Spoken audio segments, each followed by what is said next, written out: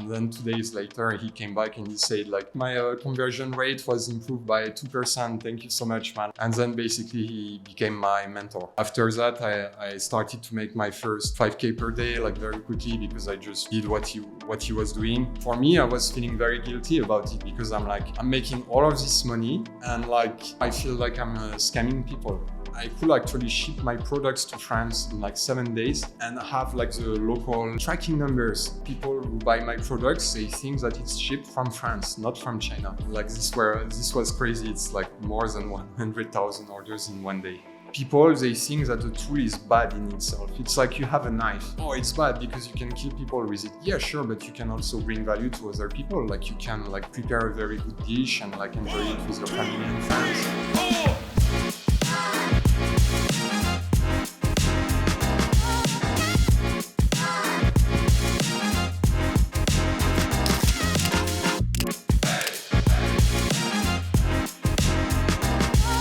Hello guys, we are back with another You Can podcast episode. This episode is very special. We are in Shenzhen in China and we are at the headquarters of a company named Shipping Revolution, and we are sitting down today with a company's founder and CEO, Alex. Hello, Alex. Hello guys, thank you for having me in. Well, thank you for having us. Yeah, thank you for flying us in here. Alex flied us into China. We met him in his office. We met we went to a lot of factories and warehouses. And today we're going to speak more. We're going to learn Alex's story, and we're going to speak more about operations and logistics of e-commerce side of the business. Yeah, sure.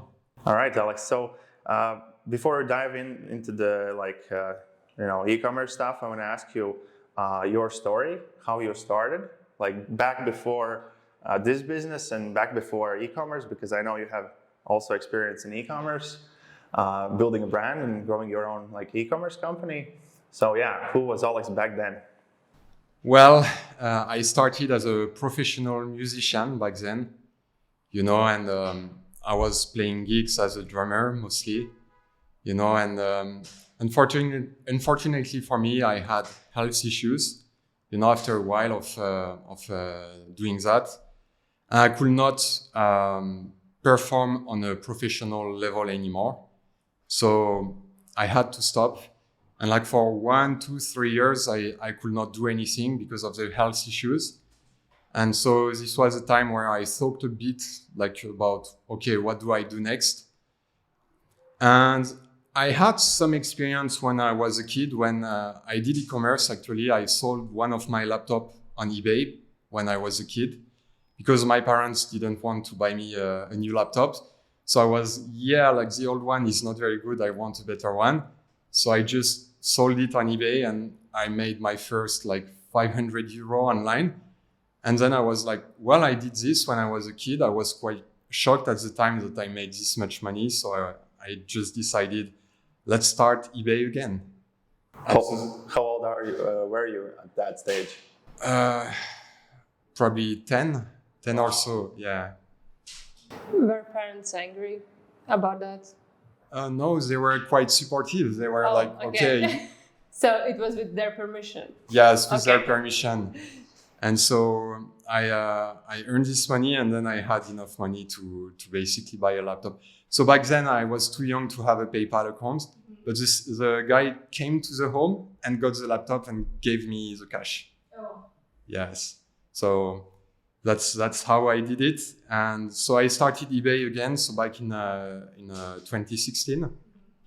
And I basically found something very interesting back then in eBay. I don't know if you can do it again, but I actually found that some products are in a pre-sale.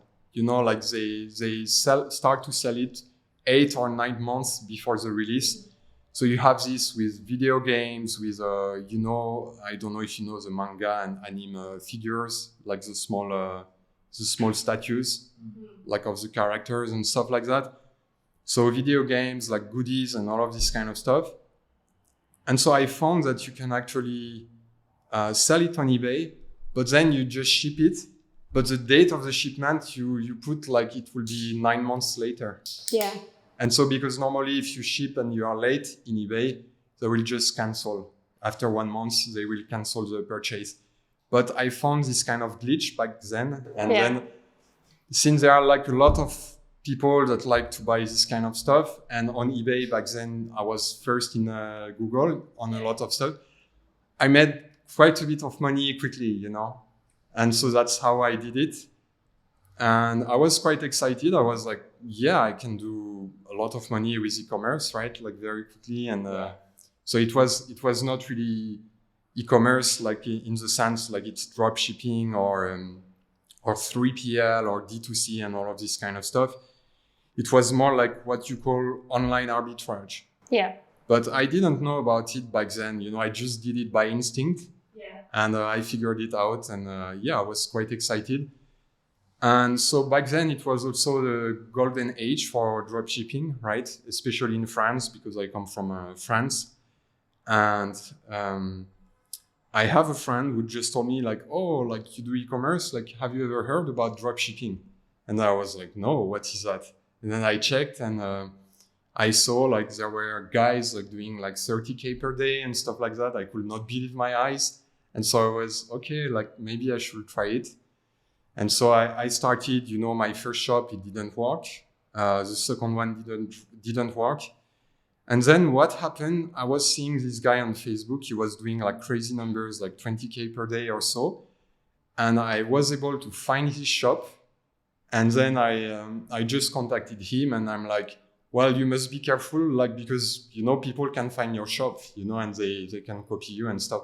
And then I started to establish a relationship with him. And I actually tried to offer him value. So like back then, like I also learned about coding and, you know, developing like and stuff like that. So I created a script for his checkout page where there was a countdown timer actually on the checkout page. And I was like, why don't you try to put this on your checkout page? And then he said, yeah, okay. Like he tried it. And then 2 days later, he came back and he said like, I tried it and like my conversion rate was improved by 2%. Thank you so much, man. Like it's great. And then basically he became my mentor. So that's how I learned very quickly. And yeah, after that, I started to make my first like 5K per day, like very quickly because I just did what he was doing. And then I scaled it.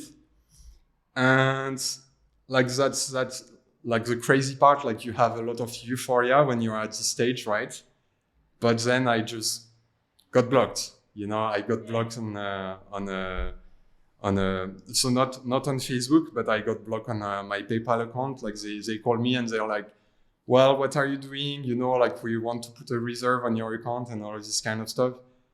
And then I also got, I started to get a lot of customer support because I was not thinking a lot like about like the customer support. I was like, well, it's working great. It's cool. But yeah, that's when I also discovered the difficult parts with success, right? Yeah. Like you have to solve the problems and things that you don't necessarily foresee in advance. So yeah, that's how I started e-com basically, and that's my story. Interesting. Yeah, tell me how a guy from France. Then, you know, you have this success in e-commerce, you met a couple of people and you learned the game. Tell me how you went to China and started a business in China. Yeah, so like I mentioned, you know, I started to have problems with customer service. And, you know, like when I started business, it was really about myself, you know, like I was really like in a bad situation with the health problems. And I wanted, you know, to jump back, you know, and, you know, like start, you know, life again, you know. So I was really focused on myself, you know, what kind of benefit I will get from it, what kind of profit. And then I started to realize, wait a moment, you know, it's like there are other people involved in the business, you know, like I'm shipping products, but, you know, these people, like because back then I was using Aliexpress. And the shipping times sometimes were like 2 months to arrive to the customer. And sometimes the customer, like they were sending me pictures of the package. It was all Chinese and like the products like arrived like broken or it's like not a good product or whatever. And like for me, I was feeling very guilty about it because I'm like, I'm making all of this money and like, you know, I feel like I'm scamming people. You know, like I feel like it's not good, you know, if that's the meaning of this, I don't really want to do it like that. So I really tried to find solution. You know, I started to do a lot of research, like how to improve the shipping time, how to improve the quality of the products and all of this kind of stuff. And I was very angry because like no matter what I was trying, I could not really solve the main problem, you know, and it was causing problems for my scalability as well because my PayPal account back then was really like in danger. Like Stripe, they were weirdly enough, like Stripe, they were very permissive with what you can do at the time. I know that now it's a bit different, but I did not really have problem with Stripe. But yeah, I had all of these problems. So eventually, you know, I started, you know, to talk to Chinese people directly. And I was like, you know, they did not speak very good English and they did not really understand me. So I was like, okay, if I want to make this happen, I have to go to meet them. Because back then, you know, there was no agency basically for 3PL and all of this kind of stuff. All was happening on Aliexpress, and even Aliexpress, like they were not so keen on quality as they are now, you know, like I know that they improved a lot of stuff. So I had to go to China and really try to find a solution. And then like I started to meet like Chinese people, and like I met like this guy, like one of my first partners in China, and he basically showed me that I could actually ship my products to France in like 7 days and have like the local tracking numbers, you know, so like people who buy my products, they think that it's shipped from France, not from China. And then at first I did not really believe it. And then he showed me, and then I'm like, whoa, it's really working and the price is very good. So then I started to try it, and then it was working very well. With your own brands, right? With my own brands at first. And then I also noticed that, well, actually I can really, you know, make sure that the products are of good quality. You know, I can have them shipped to me with DHL. I can see the product, you know, directly from the factory. I can even like put my logo, you know, like do white labeling. Back then it was mostly on Amazon, you know, but I learned that it's possible. And I even learned that you can get products that are not on AliExpress. So that's actually one of my biggest winning product back then was like a product that was not on AliExpress, like to clean actually the windows, you know, and you could not find it on AliExpress, and I scaled it very hard, you know. So and the competitors were trying to sell like a similar product from AliExpress, but a cheap one, and so they could never like compete with me. So that's when I really started to understand like the potential of it. And so my friends that were doing the same business, you know, because I became closer like to other people, like my mentor and other people, they told me like, well, we want to have the same service as you, right? And then I thought like, well, actually, yes, like what I found is actually something really great. And then I just decided to start a shipping revolution. That's the story of it. Awesome. And on a daily basis, you live in Indonesia? Right? Yeah, so I don't live in China. I come to China often, but I don't live there. I live in Indonesia, which is close, like 5 or 6 hours by flight. But yeah. Close. Yeah. I mean, it's closer than France. Like if you want to go to China from France, it's like 20 hours or more. Yeah. Similar, like from Latvia, yeah. Yeah. All right, and so the first customers you had were basically like your friends, your network, and their network, right? And then you eventually grew it, right? So what happened is that my mentor started a course, you know, and he got like a lot of people in, like maybe 1,000 people. And he sent me a lot of customers, and like that's how the company started. Basically, that's our first customers. Yeah. Great. Okay, maybe you can tell us a bit about like what your company does now. Yeah. For those who don't understand, what is 3PL? Yeah. Obviously, like there is. It's semantics, right? So most people don't know what's the difference between 3PL and dropshipping, but that's actually a bit different because 3PL, we order the products from the factory and they stay in our warehouse. And you can customize it, you can put your logo, you can, customize the packaging and all of this kind of stuff and really create a brand. And then when you get an order, we fulfill it in less than 24 hours and then it's shipped and then it arrives to the customer.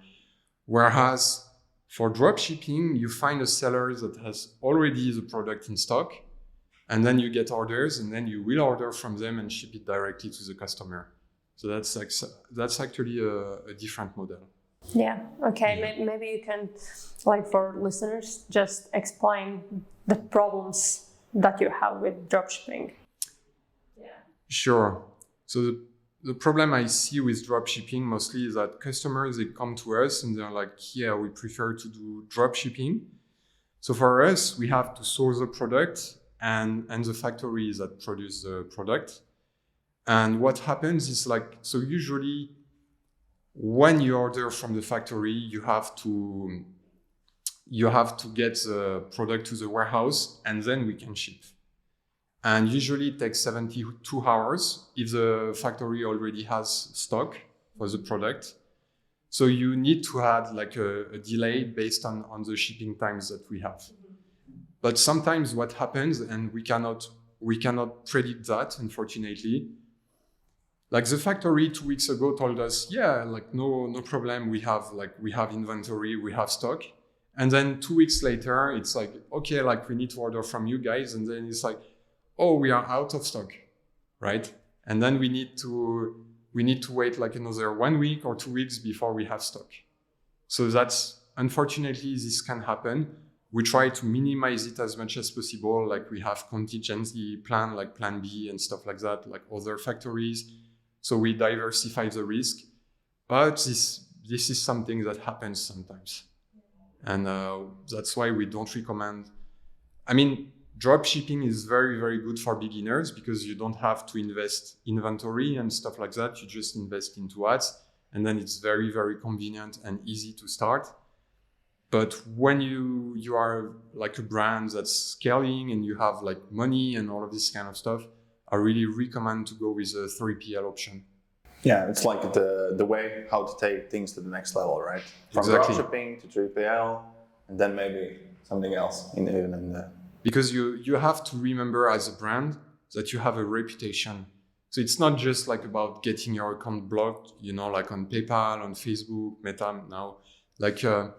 You have also to think about, do I want to build an asset that can be sold later on?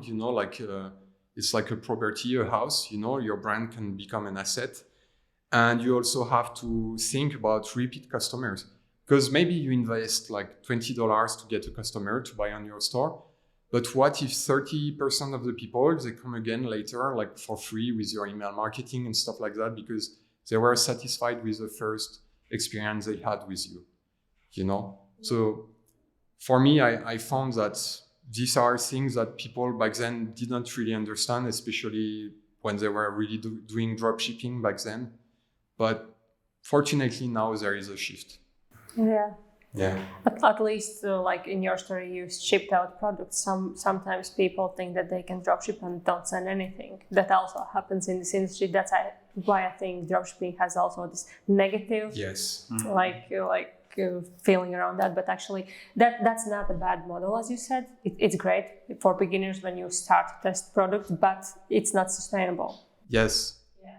What I like to say about this is people, they think that the tool is bad in itself. It's like you have a knife. Yeah. It's it's bad because you can kill people with it. Yeah, sure, but you can also bring value to other people. You can prepare a very good dish and enjoy it with your family and friends. So it's not the tool that's the problem, it's how you use it. Yes. Exactly. Yes. Maybe you can also, like, for other people that are listening, tell, like, also from Facebook side, like marketing side, what are the backlash that could happen with dropshipping? Like, yeah, so with the dropshipping, you have obviously you have longer shipping rates most of the time. Yeah. Probably you can have, like, sometimes the shipping might be faster, you know, a couple of, maybe a week or a couple of days, but most of the time it will be longer than a 3PL. Yeah.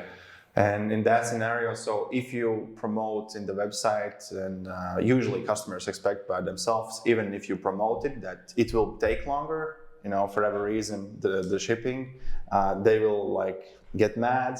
And Facebook always, when you like buy a product from an ad, from a Facebook ad, Facebook like asks you this like questionnaire, or are you satisfied with this company's like product and overall experience? And that's called feedback score in Facebook. And once you have like a bad feedback score, it's like below like 3, below 2. Under 2, it's blocked. Under 2, it's automatically blocked forever. You cannot get it unblocked. Yeah. Like it's almost impossible. Like, you can try with the special services, but again, it costs expensive, money. Yeah, so it's expensive. It doesn't make sense to like save on dropshipping when you need to pay other services to like try to save your brand. Yeah, so forget about repeat customers. Your whole business on the front end, like customer acquisition, because of that can be like blocked right away. And I think ads get more expensive, like CPMs increase. You get bad comments, you get bad feedback. Sometimes if you're like a European brand, so like there's this Trustpilot, and it's crazy. So yeah, there's so many problems with that. So yeah, if you ever choose to do dropshipping, then please choose like safe provider. I don't know how, but yeah, try to do that. So yeah, and move as fast as you can to 3PL, and that's actually not that costful. You know, like maybe you can tell about that more. That's actually a very good point. Yes, because a lot of times people, they think that 3PL is more expensive, but actually that's not the case. A lot of times, so when we are talking about dropshipping, you can do dropshipping with Aliexpress, which is a bit slower usually, because you use Aliexpress standard shipping, which is usually 2-3 weeks to arrive to your customers. And if you work with an agent, like an agency like us, you have it's a bit faster, right? You can ship in 10 days. And so if like the product comes to the factory, to the warehouse, and then it's shipped, usually it can arrive in 2 weeks to your customers. So that's a bit different with an agent. But yeah, I forgot your question, I'm sorry. About the cost of 3PL, like that's not that costly, yeah. Yeah, the 3PL is usually even less expensive than AliExpress, funnily enough, especially for products that tend to be a bit heavier. So if you have like products that are 50 grams or like 100 grams, AliExpress will be less expensive. But when you start to be like over like 300 grams, usually we start to be more competitive than AliExpress. Mm-hmm. Yeah. Okay. What about like minimum quantities? Yeah, that's also a question a lot of people ask us. Usually it depends on the factory and the product. Factories usually like they are used now like to produce and give less minimum order quantities.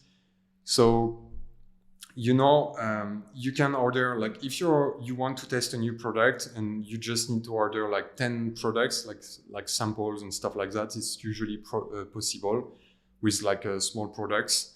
But as for us, for Shipping Revolution, we try like to offer the best possible quality service. And unfortunately, because of that, we spend a lot of money, having a lot of people running the show behind the scenes, right? We have like customer service, we have like a product sourcing team, we have a logistics team, we have like people in the warehouse, we have like a lot of different parts that are not visible, but that's also makes our profit margin very, very low if we work with people that have only like 10 orders here and there. So our MOQ, like for orders, are usually 500 orders per month, 1,000 orders per month. If you are working with small products, it's a bit different if you are working with high ticket products. Mm-hmm. Yeah. Okay. So if I'm selling a month like 500 orders with the same like product SKU, I should already consider working with you. Yes, definitely. All right. And sometimes we also agree to onboard customers if they know that they will scale. Like, let's say that you're previously you had a brand and you have a lot of experience and you know what you're doing, but you stopped, running ads and stuff like that for a bit of time. And then you come back to us. It's like, yeah, sure, we are going to work with you because we know that you will scale and all of that. Yeah. Okay, makes sense. And with the higher ticket products, it's less, right? Yeah, the MOQ is less because it's not that we want to be like elitist and like, oh yeah, you're small, we don't want to work with us. Like, I've been a small customer, so I will have wanted to have a good service, but it's like we also try to make it like sustainable for us. So we really want to do something win-win, and yeah, that's the limit we can do. Yeah, and even for 500 orders, we are not barely profitable. Actually, we break even. Mm-hmm. Yeah. Okay. So you have a super great and huge team. Maybe you can guide us through all the process. Let's imagine that we are just looking for the product. We are very beginning. Like, I have idea. I have this one product I want to find. Tell me, like, what you will do. Sure. So there are several steps.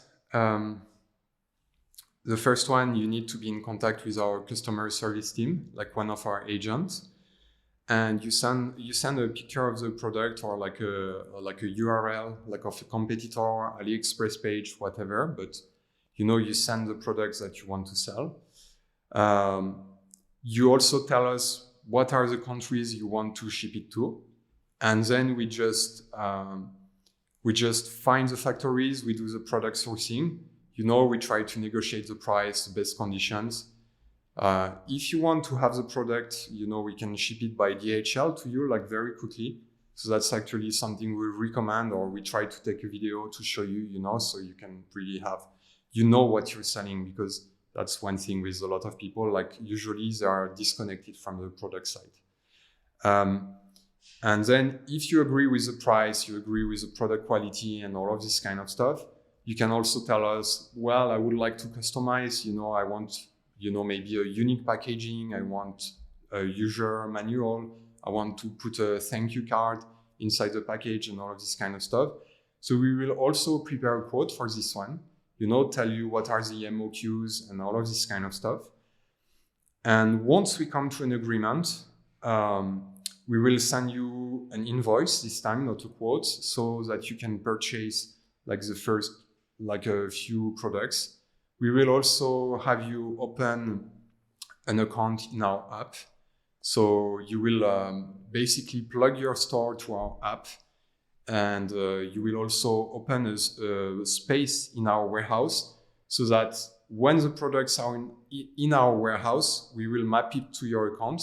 And when we get orders from your website, like, everything is automated by the software. We know exactly, okay, today we need to send like 2 of these products to this address and all of that. And it's very fast and seamless and all of that.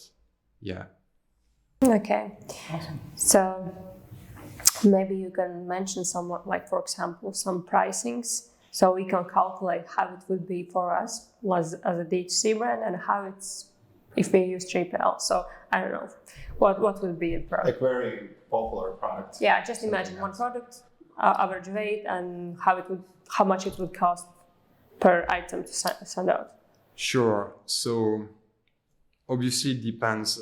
It depends of the product, like the weight, and it depends also of the country. Yeah. So I cannot like give you an extremely precise answer, but usually like you can expect very similar prices to Aliexpress, like a bit cheaper actually. Like I said, if it's like heavier products. let's say that you have like a product that's like 1 kilo and you want to ship it to France, like usually the shipping price by itself will be maybe $12, like 12 USD. And the product price are usually like, from my experience, $7, sometimes six USD. So, and usually these are products that you sell like for like $50, $60. So like you can multiply like the price by 3 basically. Yeah. Okay, so in that case, like price we would pay you would be like $12 per item, right? For the shipping only. Yeah, for shipping. Yeah. Okay, and packaging and everything else? Yes. Usually the packaging is not like, so if you're not customizing, the packaging is included. We also don't charge for the warehouse. So like you can, like it's free of charge like for 3 months. So you can have like your product in the warehouse for 3 months and we won't charge you. We don't charge for the packaging, like all prices are included in what I said. But if you want to do some customization, there will be a small fee. It's usually like not much, like few cents, like 10 or 20 cents, like something like that. Okay, I think there's nothing to calculate. It makes sense that it's super cheaper. For example, if we would from Latvia send something to France, it would be way more expensive. Yeah. It doesn't mention that we need someone that will pack it. We need packaging. Warehouse, or at least some place where it's happening. So overall, these are like much higher fixed costs. And one thing that like comes in mind is that when we would scale, it would be really hard for us to find the scale of the operations. Yeah. Like if we would do it in-house, it would be like super hard.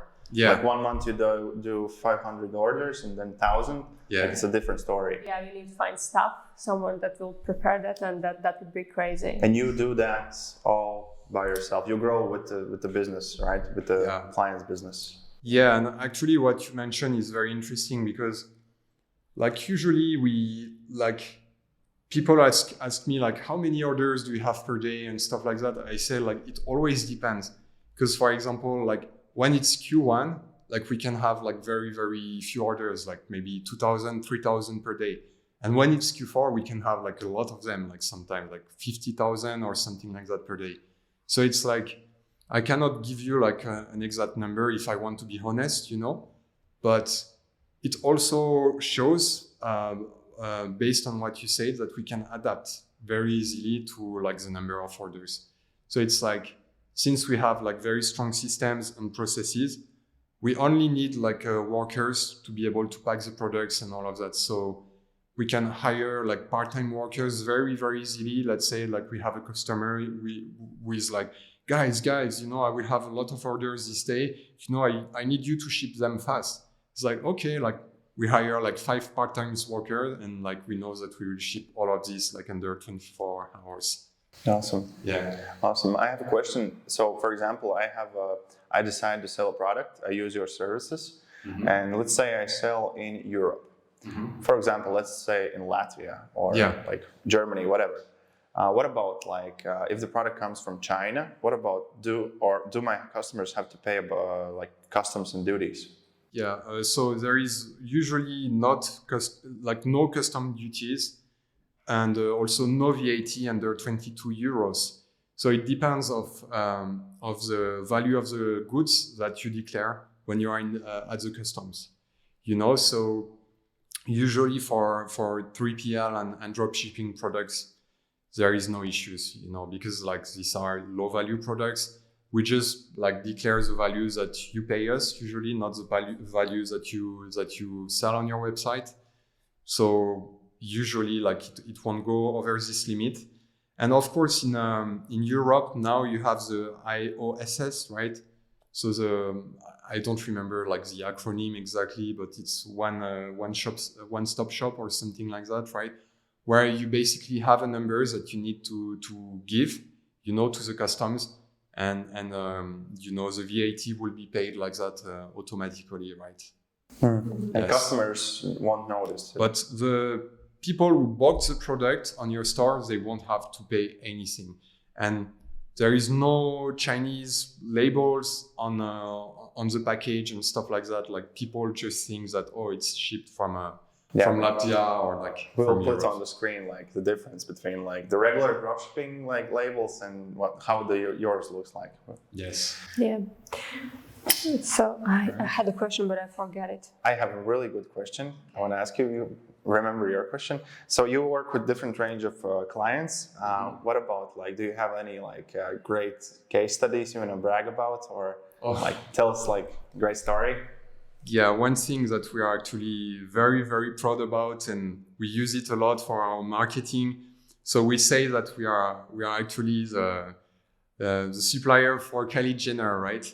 Which is actually true, but we did not work directly with Kylie Jenner. We had customers that were really, really heavy in influencer marketing who actually booked some product placement with Kylie Jenner, and we were the ones who fulfilled the orders. So yeah, what was the amount? Wow, like this was crazy. It's like more than 100,000 orders in one day. Oh yeah. In Q4? Yeah, it was in Q4. So like we had like so many orders, and you saw like I will try like to find pictures for you guys, but like the warehouse was just basically you did not see anything. There was just like parcels everywhere. Oh yeah. Crazy. Yeah. Awesome. Good marketing. Okay. Yeah, I wanted to ask about like there's like usually we find products in Aliexpress, Alibaba, and like mainstream platforms. So you told that you're able to find products that are not there. How is that? Yeah. So what you need to know about the products that you find on AliExpress, they are called generic products. So they are products that they have no patent, no trademark, no copyright. So all of the factories in China can produce them, and you find them everywhere. Like basically you will have a lot of resellers on AliExpress who will also sell them. And it's what most people sell actually nowadays in e-commerce. These generic products. But for me, I think that it's very important to have competitive advantages, something that makes you unique. And so especially with advertising, right? Because if you have like a winning product, you don't want to have like a lot of people like come, like and become like some kind of parasite, for you and get some of your market shares, right? You want to be able to really dominate and scale. And this is actually something that you can do with very good marketing. So you have like branding on your generic product, you have white labeling, like you do very professional pictures with like models or whatever. That's actually a very, very good way to make yourself unique, because usually the smaller sellers, they won't like know how to do all of this kind of stuff, and they will just show like the cheap images from AliExpress for the product. And so people will always try like trust something that looks more professional. Yeah. But that's not sometimes enough to really be able to scale your product.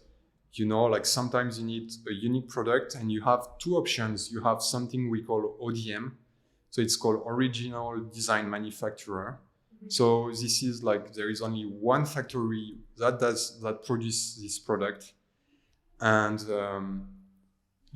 like they can have you be the exclusive seller, let's say for Latvia or like for France or something like that. You have a contract with them. So basically you are their distributor in foreign countries. And like competitors will not be able to sell on this market. But really? Like Chinese will respect that? Like most of the times, yes, from my experience. And basically you have like created a monopoly this way, if it's really a winning product. So this is the upsides. Like I also want to be transparent. There are downsides. You need to be ready to have higher MOQs, because basically if you want the contract to work, you need to say, okay, I will purchase 10,000 units per month, like for example, right? This is like on the higher side usually. And yeah, this is more expensive because now like you have less cash flow, right? So you have to be, I usually recommend this for more advanced people, that really want to try something new and go to the next level, the next year. And the other option is even more advanced, which is basically like you hire a R&D company, and we design a prototype, for a very, very unique product that you want to do. Or maybe we take a product that's already existing, but we are changing some parts, and stuff like that. And then we find a factory, we build a mold, that would be used for mass production, basically. And usually you have to buy the mold. It's usually something expensive, like usually 30,000, can go up to 100,000 and sometimes even more. And that's the same. You have to commit for higher MOQs as well. So basically, yeah, that's a very, very advanced level. But that's also very good. That's how you create a very, very big brand that you can sell like tens of millions later on, or even, who knows, hundreds of millions. Yeah. And also like the upside is that when someone screenshots that, it won't be possible to find that in Aliexpress, which happens usually in e-com, right? Yeah. So that's currently a huge problem actually for dropshippers and also general e-commerce. Yeah. Actually, one thing that happened in France, like drop shipping was very, very huge and 3PL and all this kind of stuff, and especially influencer marketing. It was like crazy, especially during the pandemic. But there were like huge scandals because, like there were so many problems, like some people were not even receiving their products and all of that. And like the buyers, like after a while, like understood like, oh, but the product is from Aliexpress. I could get it like for 3 times cheaper. It's a scam, like, and all of this kind of stuff. 10 times cheaper. Yeah. So now actually the influencers in France, they won't work with you unless you have a unique product. Yeah. Interesting. Okay. Also in terms of Aliexpress and Alibaba, I just want to understand like how it's different, like your shipping method and theirs. Why it's like it's China. Yes. So why you have fast shipping times and they have slow, but price is exactly the same, like almost the same? That's a very good question. So for Aliexpress, they usually have several shipping lines, but let's say they use China Post and Aliexpress standard shipping. So they basically use the Chinese Post, to ship the parcels directly. And there are many stops, like maybe it will go to Singapore and then after to Japan, and then after it will go, before it arrives to the customer, which is one reason like it takes a lot of time to arrive usually. As for us, we have direct shipping lines that are by plane. So it's like, let's say we want to ship to Latvia or to France. It's like the plane will leave China and go directly there.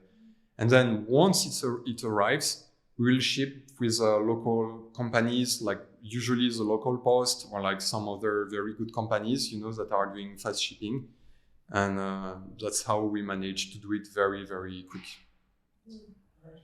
And that's also why you can track it on the local post. Yeah, makes sense. So how Shipping Revolution, your company, is different from the others?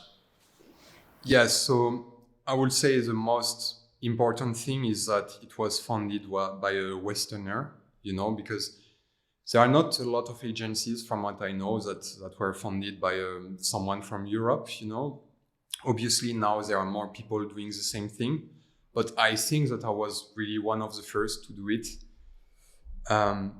So that's something very important because it also reflects in the values of the company, It's like we are really, really big on bringing value to our customers. Because for me, I was also an e-commerce seller, and I really understand what e-commerce sellers need in terms of service and the quality and all of this kind of stuff.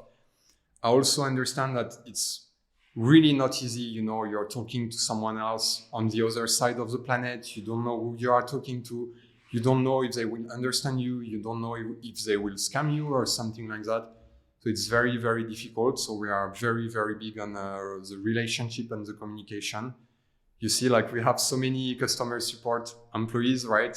Because we really want, to have like only like they only manage each of them like only 1, 2, 3 customers, right? So they really can be there like all of the time, and like the customer is coming, like we reply to them like very quickly, right? I know that's very important. I also train the team a lot with what's called cross-cultural understanding, because maybe like you saw, like the Chinese culture is very, very unique, right? It's quite different from like the culture in Europe or in the US. So sometimes, it's hard to communicate. There is this kind of cultural boundary and like language as well, because in China, like people usually don't speak English very well. So we make sure that all of our customer support agents, like they speak good English, and they understand. And of course, like we train like the team like a lot of times like to understand the customer needs.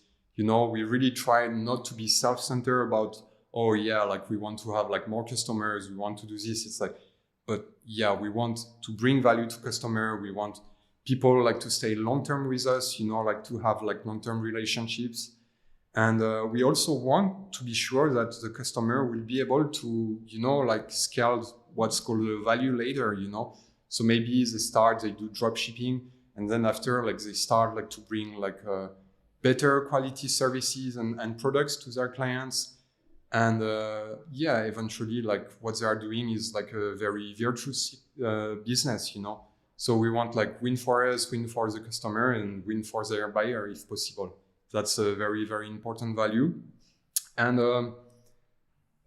I could be wrong, but from what I saw, like I don't see many companies having the same mindset, and the same processes, like really making sure that everything is organized well, like having an app, that you can put on your store that really automate everything and makes things very easy, where you can see, oh, like I have only like 500 pieces of inventory, so I will be out of stock like in 3 days if I continue like that. So I will, order. So, I'm sure that, like my customers, like my buyers are always getting their products on time, right? I will say that this is our main advantage. Of course, like I also mentioned that we had like, like very, very big successes with like Kylie Jenner, like her family, we worked with very big influencers. So actually we are working with the shipping companies, and we have like one of the biggest accounts in China, because we had like so many orders, so we have like the best prices and the best conditions and all of this kind of stuff. So it also usually reflects in our prices, because we are also like usually cheaper than the competition. Mm-hmm. So yeah, I would say that these are our main advantages. And for me, I also offer like a VIP service, for like VIP customers, usually those who have like 3,000, 5,000, 10,000 order per month, I will, be available for them if they want to have a call, they want to discuss, like they want to learn about, what are like winning products, what are like how to organize, my inventory management in the more useful way, or maybe I want to do like customized products or like ODM, like I mentioned, this kind of stuff. Like, can you tell us more, Alex? This kind of stuff. So I'm available for people, and I'm very proud of the service we offer so far. All right. Great to hear. How can people find you and contact you and start working with you? So we have a website, shipping-revolution.com. You have, access to WhatsApp directly.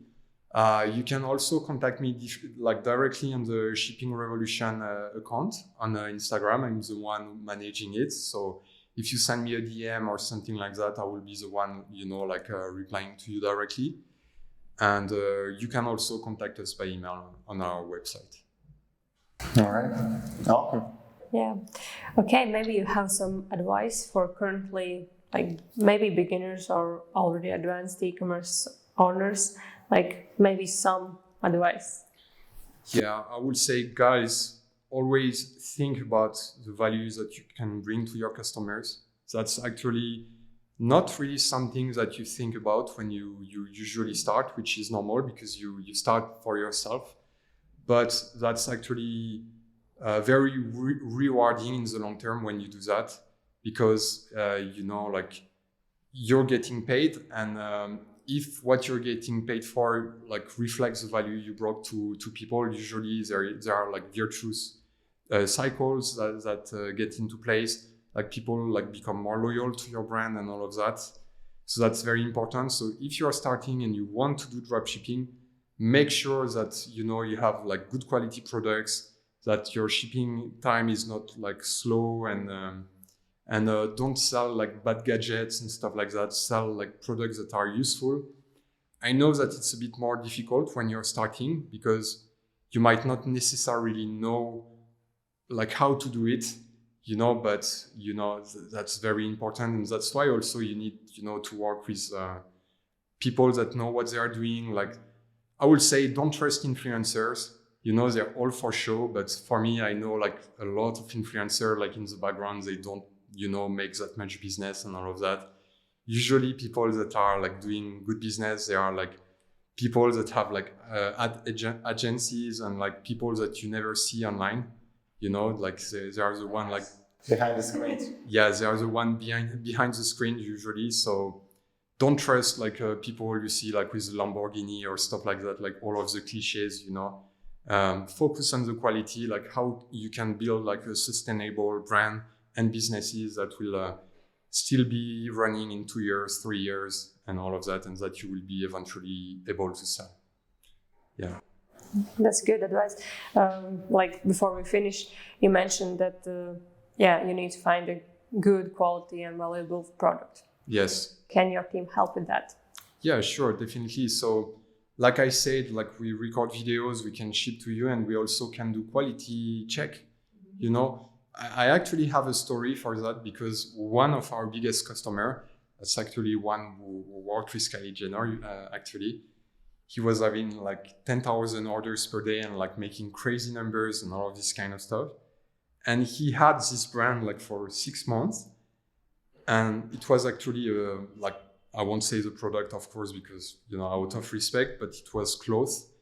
And like the clothes, they were having like holes, and like the size was not the size that customers ordered. And like, let's say you order a size, like you will get like one like large like this and one like small like that. So it was really not standardized. And he has like tried to work with so many agents before us, and he could not solve the problem, and he was becoming crazy because he had like all of these problems he needed to solve, and he could not do it. And then he just, found me, and then he talked to me, and then he's like, Alex, like, we have all of these problems, like we really don't know what we can do. We tried everything and it's not working. So, I just made a plan for them. I'm like, okay, guys, basically what we need to do, because right now you are just buying products from different production lines. So we need to standardize what you're going to produce, and we are going to just, have your own production line for all of the products. So we are sure that, the size problem is not an issue. We are also going to have a contract with the factory, which is if there are holes or defects or whatever, you need to refund us. So now it was like very, very clear, and like he was able to scale and like solve the problems basically. So we really, really can solve like the quality issues and all of this kind of stuff. Yeah. This seems like obvious things, but like probably they're not that obvious, right? If you dropship with different lines, then it's like I said, people are usually disconnected from the product side and the logistics side. Like they don't, like, even like surprisingly very, very big brands and stuff like that. Like they're very, like they are geniuses with marketing, like with all of this kind of stuff. And then they don't understand, like, and a lot of them are very good people. They want to do good stuff, but because of this side, like of this back-end side, like they usually run into problems and they cannot solve it. So that's where we really want to help people. Yeah. Great to hear that. There's someone in China with quality control. Yes. Good English, yeah. Okay, thank you.